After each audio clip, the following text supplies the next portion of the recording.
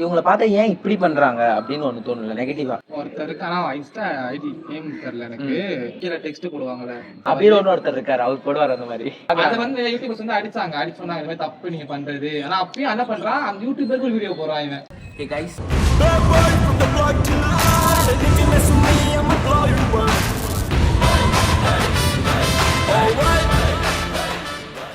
உன்னோட கண்டென்ட்ல யாராச்சும் அப்படி இருக்காங்களா?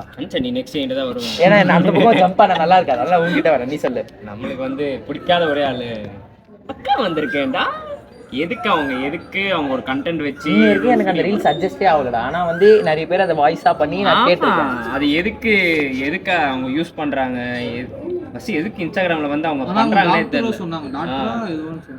அதுக்கேற்ற மாதிரி ஏதோ ஒன்று பண்ணியிருந்தா கூட கண்டென்ட் யூஸ் பண்ணியிருந்தா கூட நல்லா இருந்திருக்கும். இதே மாதிரி திவாகரும் இருக்காரு, அவர் டாக்டர் திவாகர், வாட்டர் அவரு உண்மையா நல்ல மனுஷன் தான். எனக்கு அவர்கிட்ட ஒண்ணு பிடிக்கும்டா, என்னன்னா ஆக்டிங்கா. தம்பி காமெடி வேண்டாம், நான் சொல்லிட்டேன், நானு காமெடி பண்ணாத. ஆக்டிங் இல்லடா. எவ்வளோ நெகட்டிவிட்டி வருது பாரு ஒருத்தரை சுத்தி, அதையும் பாசிட்டிவா மாத்திட்டு இன்ன வரைக்கும் ஸ்டே பண்ணது ரொம்ப. இப்போ நம்மள வந்து ஒரு கமெண்ட் தெரிஞ்சுதான்டா பண்றேன்னு அது இல்லை சொல்லு. இப்போ நம்ம பண்ணிட்டே இருப்போம், ஒன்று வியூஸ் வரலனாலும் நம்ம சேட் ஆயிடுவோம், இல்லை வந்து கன்னடா போகும்போது ஒருத்தன் கமெண்ட் பண்ணானா அது வந்து உள்ள ப்ராசஸ் ஆகிட்டே இருக்கும். ஆனால் 1000 பேர் சொல்றான், ஆனால் ஒரு 4 பேர் நல்லா இருக்குன்னு சொன்னதை வச்சு ஃபாலோ பண்ணி. ஆனால் யோசிச்சுவாரு, நீங்க யார் வந்து மொக்கன்னு நம்ம யோசிக்கிறோமோ அவங்க சினிமாக்கு வந்துட்டாங்க, யார் பேசிக்கிட்டே இருக்கோம் அவங்க தான் இருக்காங்க. ஸோ அதனால எனக்கு தெரியல. ஆனால் அவரோட அந்த நெகட்டிவிட்டியோ பாசிட்டிவ் எடுத்துகிற விஷயம் எனக்கு சீரியஸாக ரொம்ப பிடிக்கும். மற்ற இடத்துல எனக்கு தெரியல, எனக்குமே யோசிச்சிருக்கேன் டாக்டர் அதை மட்டும் பார்த்துருக்கலாம். ஆக்டிங் எனக்குமே தெரியல, அது கொஞ்சம் ஒரு மாதிரி தான் இருக்கும். எதுக்கு அதெல்லாம் தாண்டி அந்த ஒரு விஷயத்த நம்ம கத்துக்கணும். இல்ல கண்டிப்பா நான் அது லைஃப்ல நான் கத்துக்கிட்ட விஷயம், கண்டிப்பா அதை எடுத்துக்கணும் அப்படின்னு நான் யோசிக்கிறேன்.